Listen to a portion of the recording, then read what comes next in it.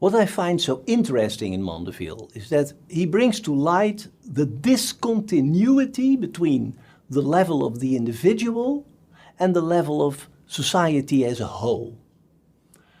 What is unpleasant behavior in the case of one single human being may turn out to be, at the collective level, very positive for the entire society.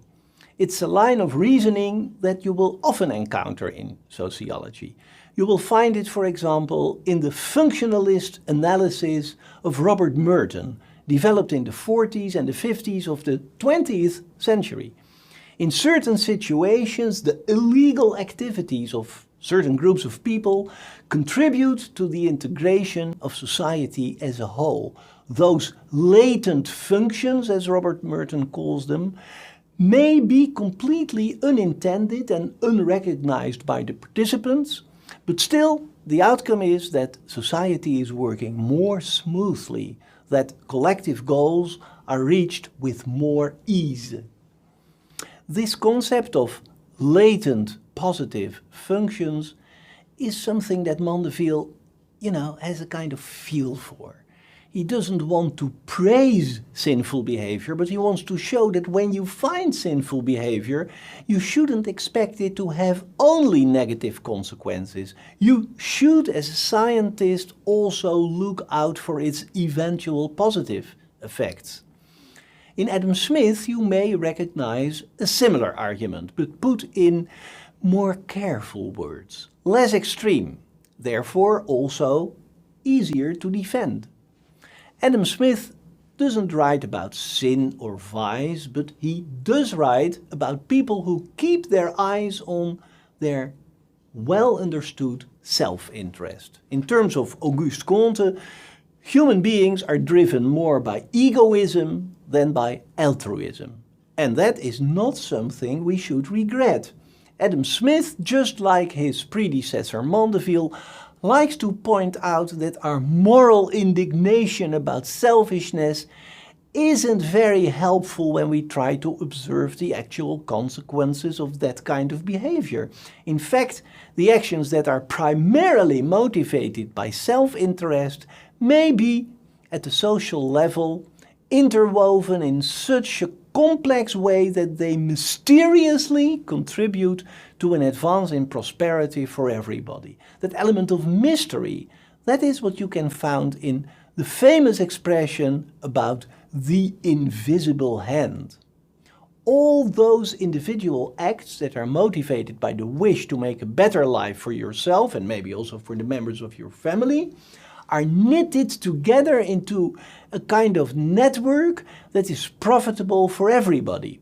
But it's not steered by a powerful person or an enlightened prime minister or a wise philosopher king, even not by God. No, it's the outcome of an anonymous social dynamic that we do not yet quite understand. Adam Smith does not say that the baker is a bad person, filled with vice, because he wants the hungry to pay for the bread that they need in order to survive. But he does say that the baker has a keen eye for his own interest, and that you should take advantage of that fact, and not ask him to give his bread away to feed the hungry. Now, this is how Adam Smith says it himself.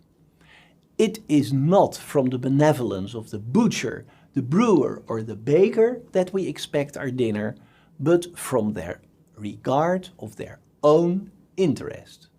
We address ourselves not to their humanity, but to their self-love, and never talk to them of our own necessities, but of their advantages.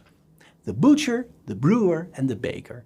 In a time when it was often safer to quench your thirst with beer than with water, those three alliterating professions take care of the first necessities: meat and bread to eat, beer to drink.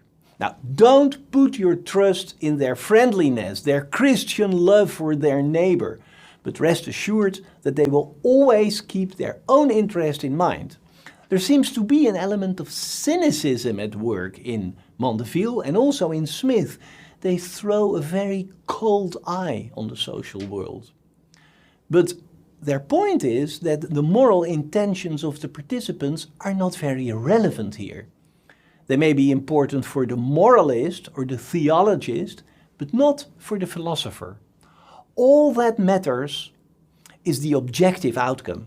And in an unexpected and surprising way, the objective outcome of these myriads of egoistic actions is an outcome that is in everybody's advantage.